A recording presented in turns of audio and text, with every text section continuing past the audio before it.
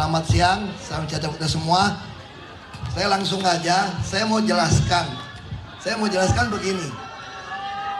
Jika saya tidak berdiri untuk kebenaran, tidak berdiri untuk keadilan, tidak berdiri untuk kejujuran dan peri kemanusiaan, saya tidak layak disebut Ahokers. Ini dasar dulu nih. Jadi siapapun saudara di sini, kenapa jadi Ahoker? Karena kita berdiri memperjuangkan apa itu kebenaran, apa itu keadilan, apa itu kejujuran, apa itu peri kemanusiaan. Ini dasar kita. Itu yang selalu Ibu Mega sampai kepada saya. Mohon maaf kalau yang partai beda. Saya perlu cerita begini. Orang bilang saya ini goblok ikut Ibu Megawati. Ngapain ikut nenek-nenek katanya? Kalau mau ikut pemenang dong, presiden dong, berkuasa toh. Saya dari Komut jadi dirut ini. Kalau dirut dapat gajinya 100%, sekarang saya cuma dapat 45%. Bonusnya juga sama. Habis dirut, kalau ini menang satu putaran, mungkin Maret reshuffle menteri ini. Menteri ini. Jadi apalagi dibilang anak-anakmu masih kecil. Ini teman telepon saya nih. Jangan naif, jangan bodoh. Ini kan teman baik. Makanya bagi saya sama seperti Ahoker. Saya pun yang bernama Ahok, kalau tidak berdiri atas kebenaran, keadilan, kejujuran dan peri kemanusiaan, tidak patut disebut Ahoker. Ini dasar kita nih. Makanya sama bagi saya hidup ini mau jadi kaya raya, tapi membiarkan rakyat hanya mendapat bantuan sosial, bukan keadilan sosial. Negara ini didirikan dengan jelas oleh proklamator untuk mewujudkan keadilan sosial bagi seluruh rakyat Indonesia, bukan mewujudkan bantuan sosial. Bantuan sosial itu hanya di zaman kerajaan, ketika rakyat harus minta belas kasihan raja. Raja menentukan siapa yang perlu dikasihanin. Republik ini milik kita semua. Kita berhak setiap sen pajak kita bayar. Ini punya kita. Nah, saya perlu cerita sedikit soal Ibu Megawati. Saya ya kiri kanan oke kan. Orang mulai tanya, kenapa baru mundur? Saya dari pertama sudah mau mundur. Saya lapor sama ibu. Ibu, ini kan udah Pak Ganjar nih, udah pasti nih. Jadi saya akan mundur cerita ke belakang. Saya berarti ikut kampanye Bu. Kita fight Bu, walaupun secara teori kita nggak berkuasa ya. Kita fight. Lalu ibu bilang ini, jangan.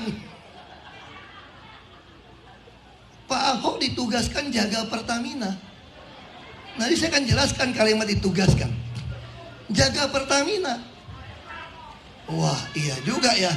Ini kalau belum RUPS, rapat umum pemegang saham, saya tahun ini ingin semua perjanjian itu masuk dalam istilahnya key performance index itu apa? Indeks kinerja. Harus masuk dalam RUPS. Termasuk rencana kerja tahunan harus masuk ke RUPS. Tahun ini saya meminta direksi minimal 50% harus dipotong semua anggaran pengadaan barang. Lalu mereka tawar-menawar 46 deh. Kenapa? Takut nggak capai 50, potong bonus semua. Termasuk bonus saya dipotong. Ini mesti potong bonus. Lalu karena ibu tugaskan saya menjaga Pertamina, Pertamina 4 tahun saya jaga. Sampai tahun lalu belum diaudit. Saya telah mengoptimasikan biaya, termasuk penghematan, termasuk meningkatkan penghasilan, termasuk menghindari kerugian. Itu sudah 4,5 miliar dolar. Dan Pertamina dalam sejarahnya ketika harga minyak begitu mahal, tidak pernah mengalami keuntungan terbesar dalam sejarah Pertamina. Tahun 2022 itu 3,6 atau 3,7 miliar dolar, dan tahun lalu ini belum diaudit ya, tapi tahun lalu catatan saya sudah untung 4,3 miliar dolar.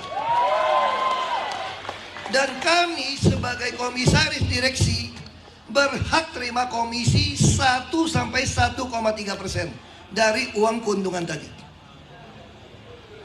Nggak ada gaji presiden menteri bisa sebesar ini, swasta pun nggak bisa. Karena di Republik ini hanya Pertamina perusahaan yang masuk nomor 141 dunia, yang lain nggak masuk. Lalu kenapa mesti keluar? Saya bisa alasan macam-macam tuh nggak? Tuh kalau 02 menang, gue juga ada alasan, temen gue nih, ya dong. Ya dong, kalau 03 menang, ya lapor ibu juga kan. Kan ibu yang tugaskan saya tidak keluar. Kan bisa berbagai alasan. Lalu saya melihat, ini Ahoker udah minta mau Ahok bareng Ganjar ya Ahoker. Makanya saya bingung jawabnya nih. Bisa hadir nggak?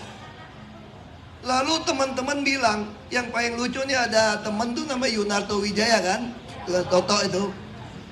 Begitu saya WA dia, saya berhenti. Waduh, ini jawaban Tuhan dia bilang. Kenapa? Karena si Toto ini bilang gini, saya udah bergumul dengan kondisi Jakarta. Ahok mesti nyatakan sama Ahoker, jangan bimbang nih kemana. Tapi gue juga ngerti, dia bilang, dia pakai kokok, gue juga ngerti, gaji lu, bonus lu tuh gede banget di Pertamina.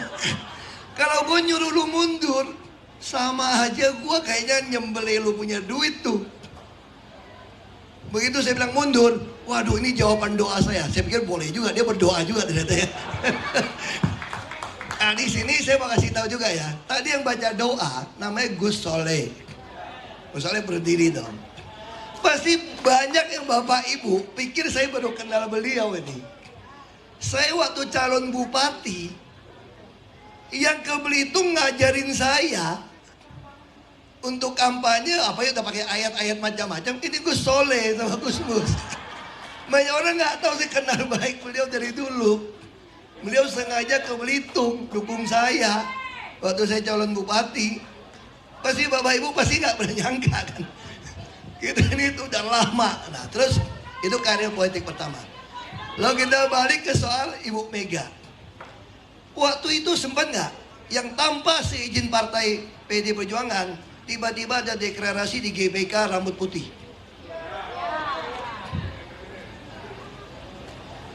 Saya kan yang mesti nyampaikan ke ibu, ibu kenapa nahan-nahan? Bagus dong orang keluarkan Ganjar dulu.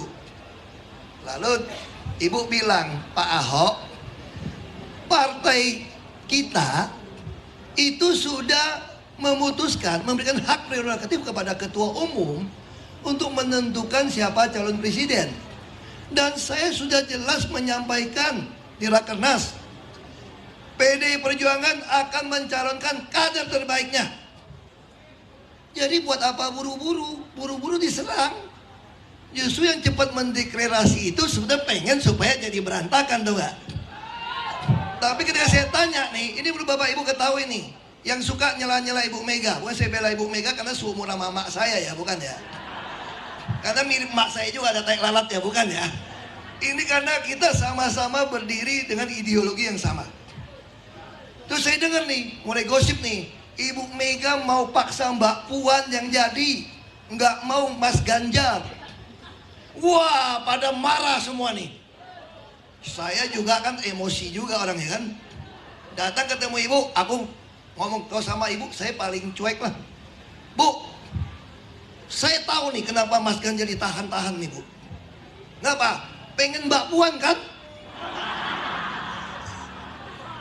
Aku ngomong gini nih. Tahu gak ibu jawab apa? Salah apa kalau Mbak Puan mau jadi presiden? Salah apa? Waduh, gawat nih. Salah ngomong nih saya pikir. Terus kata Ibu Mega, Saya menyiapkan anak saya dari kecil.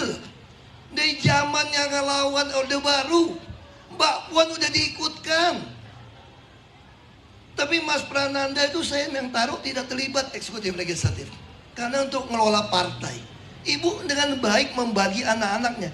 Maka Ibu bilang jangan adu domba anak-anak saya lebih tahu. Lalu bilang apa? Kata Ibu, saya menyiapkan Mbak Puan sampai menteri, sampai sekarang ketua DPR. Kenapa tidak boleh jadi presiden? Seperti Pak Ahok. Saya kenapa nggak mau dukung si A, dia bilang gitu kan? Karena dia nggak pengalaman. Ngurus negara ini minimal Anda pernah di DPR RI. Kalau seperti Pak Ahok ini lengkap, paling lengkap. Sama saya juga menyiapkan Mbak Puan. Aku udah pikir ini gawat ini, salah ngomong. Ini gawat ini. Ternyata Ibu bela Mbak Puan habis ini. Ternyata bukan dukung Mas Ganjar. Dan gua dukung Ganjar gimana nih? Ini udah PDIP sini pun udah mulai menyerang ini. Ibu bilang tenang. Lalu Ibu keluar satu kalimat penting. Pak Ahok, kenapa negara ini waktu kita dirikan memutuskan menyerahkan kekuasaan itu sebetulnya peran besar itu apa? Partai politik. Tidak mungkin orang masuk ke MPR jadi presiden, jadi apapun Polri tanpa lewat partai politik. Makanya Bung Karno bilang kan, kalau saya kalimatnya salah. Kalau Pak Basara udah tulis buku, saya udah baca bukunya juga. Dari Flores surat-surat. Saya kebetulan beruntung. Kenapa beruntung? Saya dikasih kuliah 2 tahun di Makobrimob. Ya. Terus ada cuti semester 3,5 bulan. Jadi semua buku tentang Bung Karno kirim dari Masto, dari orang yang pokoknya ya apa macam-macam lah. Mau revolusi belum selesai, mau dari Pak Ahmad Basara bukunya, semua saya selesai baca. Karena di dalam itu tidak perlu hadir kekawinan, kehajatan macam-macam, nggak perlu. Ya kan, orang yang meninggal aja nggak perlu datang, nggak ada yang marah kok. Terus nggak perlu balas WA, nggak perlu juga kan. Terus bisa tidur siang, wah paling enak deh kuliah di Mako waktu itu. Lebih sehat kan? Coba lihat foto 7 tahun yang lalu sama sekarang mirip-mirip aja kan? Nah, karena sehat, karena olahraga sehat. Cuma dulu lebih gemuk aja. Balik lagi. Terus Ibu Mega bilang begini. Tapi Pak Ahok, kenapa kita harus mendidik rakyat memahami peran partai politik? Partai kita bukan puritan, partai butuh uang. Tapi kita jangan sekali-sekali dapatkan suara rakyat karena uang. Tapi karena kita memiliki ideologi yang sama. Partai kita ini partai ideologi. Kita harus mengedukasi rakyat. Untuk apa negara didirikan? Jadi artinya apa kata Ibu? Saya kalau disuruh pilih Pak Ahok, mau presiden sama ada menang pemilu partai, tentu kita pilih dua-duanya kan? Tapi kalau tidak bisa Pak Ahok, kita pilih partai yang menang. Loh, kenapa Bu? Presiden paling lama 10 tahun. Partai ini ratusan tahun. Karena ini bicara ideologi. Lalu Ibu bilang begini, kalau Mbak Puan tidak dikehendaki oleh rakyat, apakah saya mau menghancurkan hati kader-kader partai kita? Tidak mungkin. Apakah rakyat masih tidak percaya sikap Ibu Mega? Pak Jokowi bukan siapa-siapa. Karena rakyat menghendaki waktu itu Pak Jokowi jadi gubernur DKI. Ibu Mega putuskan. Pak Taufik Kemas nggak setuju. Ini orang dari Solo apa-apa ini. Terus wakilnya siapa? Maunya Pak Jokowi itu jadi Miswar. Biar ada Betawi. Udah bikin surat nih. Sama kalau masukin surat nama Sandiaga Uno. Tapi Pak Jokowi bilang jangan-jangan masukin Ahok aja. Karena dia takut Ibu akan pilih Sandiaga Uno dong.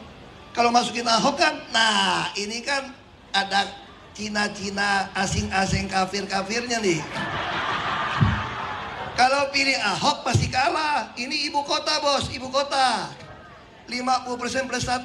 Gak beda dengan Pilpres ini. Tapi ibu putuskan apa? Jokowi Ahok. Ini ada yang isu gini, saya nggak punya bukti ya. Sampai komentar begini, ya apes gua dapat wakil gua Cina sama Kristen, salah ngitung. Makanya bajunya itu udah ondel-ondel batik. Ini batik kotak-kotak itu cuma nemu di jalan ITC Ambassador tuh. Dalam perjalanan ambil itu. Cuma kalau udah ngetop, ya ngarang-ngarang lah sedikit ini baju kenapa. Saya mau cerita ini bukan mau jelekkan siapapun, tapi saya mau kasih tahu gambaran seorang Ibu Megawati. Kenapa tidak boleh Ahok? Ahok bekerja dengan baik sebagai bupati. Kenapa tidak boleh? Cuma karena namanya Ahok. Calonkan. Nah itulah yang membedakan. Ibu Megawati sadar Partai PD Perjuangan kalau tidak menganut meritokrasi pasti ditinggal oleh rakyat. Pasti. Saya pun akan meninggalkan PD Perjuangan. Sama seperti saya katakan, saya pun kalau tidak berdiri atas kebenaran, keadilan, kejujuran, dan kemanusiaan, saya pun tidak layak disebut Ahoker. Sama, siapapun mau memperjuangkan cita-cita proklamator, saya kira saat ini harusnya dia bergabung di PD Perjuangan. Ini yang paling konsisten. Apalagi yang ngaku-ngaku agak termarginalkan, suka diasing-asingkan, suka tidak punya hak. Lalu Anda mau pilih partai yang baru-baru muncul yang nggak jelas, janji-janji doang. Lalu mau ninggalkan PD Perjuangan yang udah jelas konsisten berjuang. Nggak fair. Makanya saya udah tahu ibu pasti pilih Mas Ganjar. Karena dia ngomong tidak mungkin saya pilih Mbak Puan kalau rakyat nggak menghendaki. Tunggu waktunya aja Pak Ahok. Wah saya udah paham nih. Ini aman ini udah nih. Ya kan? Lalu 2017 setelah ada kasus saya, semua partai politik koalisi minta sama Bu Mega tidak calonkan saya. Dan saya kan dipelihara dikeluarkan. Hanya ibu yang mengatakan tidak boleh. Mau jadi apa bangsa ini? Seorang Ahok yang dituntut segelombolan orang tidak boleh calon. Mau jadi apa? Lalu saya bilang, Bu, ini udah pasti kalah, Bu. Pasti kalah. Ini bukan soal kalah menang menjadi gubernur.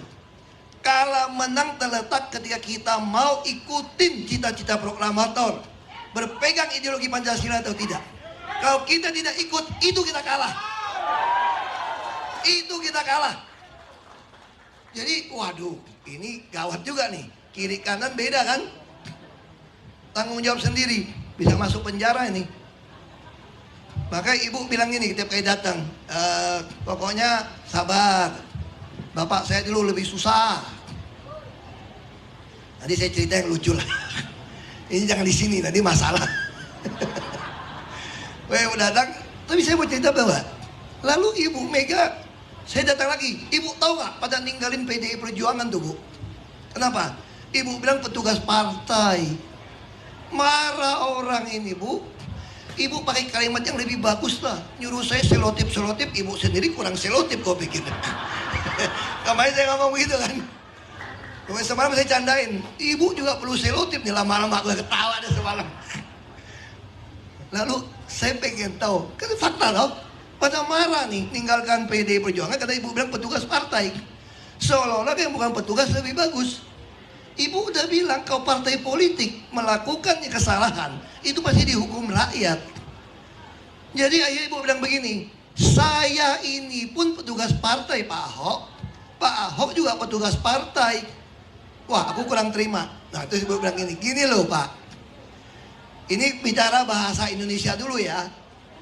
Ini kan ada simpatisan, lalu ambil KTA. Jadi KTA lalu kaderisasi masuk sekolah partai. Setelah jadi ditugaskan di eksekutif, legislatif atau struktur partai. Jadi kalau ditugaskan namanya apa Pak Ahok? Ya petugas. Ya petugas. Tapi kan saya balik lagi tadi ke Pak Ahok. Saya pernah nggak tugaskan Pak Ahok jadi gubernur untuk mencuri uang rakyat?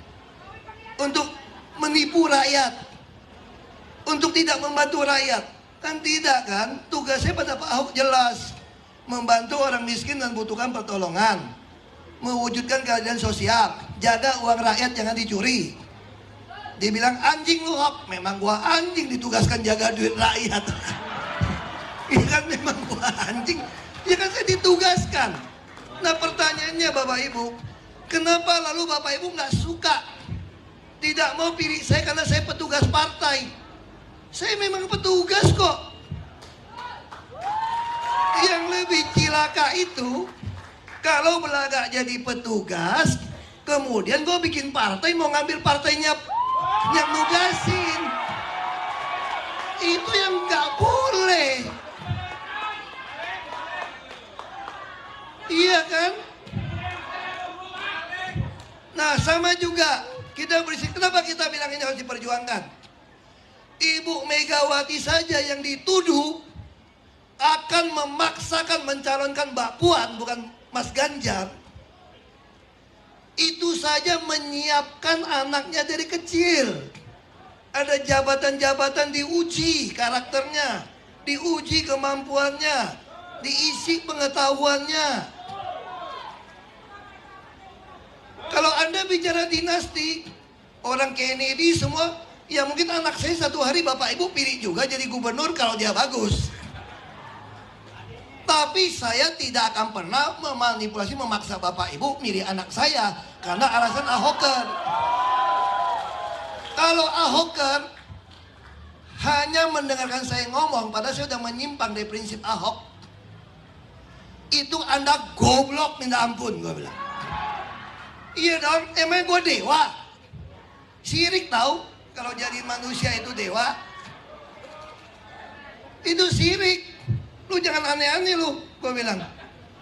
Jadi jangan karena saya suruh kucing saya jadi penjaga pun kamu setuju.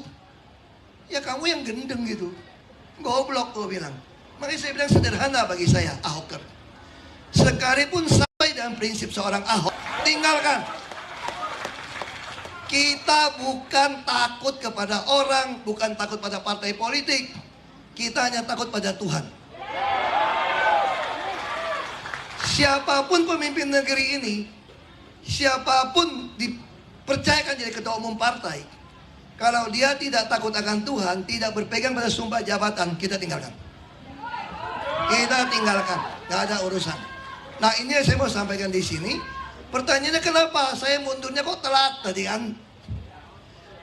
Itu ternyata Menteri BUMN mundurin tuh RUPS-nya. Gawat ini.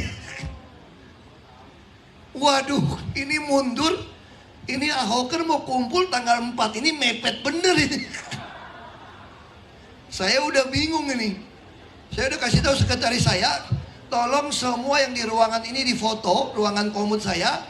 Semua souvenir dari keliling-keliling ketemu perusahaan minyak itu diserahkan resmi kepada kantor.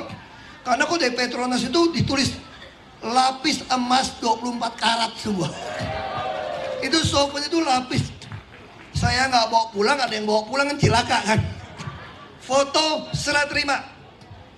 Kenapa Pak? Semua berlaku curiga tuh. Saya selalu bilang sama orang Pertamina, saya mau RKP KPI jelas tahun ini. Procurement mesti jelas. Karena saya tidak lama di sini lagi. Wah jangan Pak, ada yang nangis. Jangan Pak. Saya bilang, saya juga nangis kalau bayangin duit gua sama bonus gua. Kalau mau dipikirin, dari si Pras nyenggol-nyenggol, hilang duit bonus lu ya. Minimal lu nggak bisa minta duit sama gua. Lu udah tahu gua gak ada duit. Gua minta balik lu. Gua minta balik lu, gua bilang. Iya kan? Jadi, tapi kenapa kita harus keluar? Karena negeri ini betul-betul genting. Ibu Mega mengatakan, Pak Ahok, soal 3 periode, kalau orang jahat yang memimpin negeri ini, Presiden Indonesia itu sangat berkuasa. Saya saja waktu jadi presiden, pertama kali Pilpres, kalau saya mau curang, saya yang jadi presiden, kata Ibu Mega. Kenapa saya tidak lakukan itu Pak Ahok? Saya berkuasa. Polisi semua di bawah saya, jaksa di bawah saya, menentukan KPU semua saya, pengadaan semua komputer saya. Sampai bawah bisa saya bisa pakai uang APBD, APBN. Belum lagi saya punya banyak bupati, wali kota, gubernur. Saya tidak mau demokrasi terbunuh. Saya tidak mau reformasi kita gagal. Kita berjuang dengan darah, dengan air mata, supaya presiden tidak seumur hidup. Hanya 2 periode. Kenapa sekarang kita mau ubah? Pak Ahok harus percaya sama saya. Istana itu banyak makhluk-makhluk roh apa katanya. Kenapa? Karena begitu masuk ke sana, kalau nggak hati-hati bisa lupa, kata beliau. Saya sudah ngalamin ayah saya, bapak saya. Dulu kalau saya mau tunjuk-tunjuk, itu banyak sekali itu penjilat-penjilat pantat bapak saya. Suruh jilat pantat pun mau. Tapi begitu bapak saya jatuh, kasih seumur hidup. Begitu jatuh, 1 orang pun nggak pernah kelihatan lagi.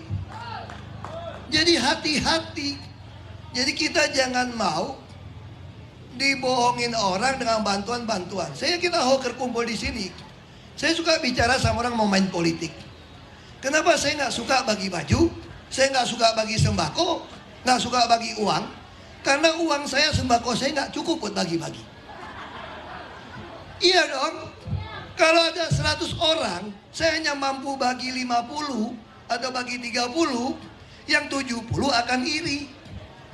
Saya hanya pengen duduk. Begitu saya duduk, gara-gara ada 50 orang yang saya bagi, saya duduklah jadi pejabat. Lalu gimana supaya bisa duduk lagi 5 tahun? Saya mulai berpikir, kali ini mesti baginya 75 orang atau 80 orang.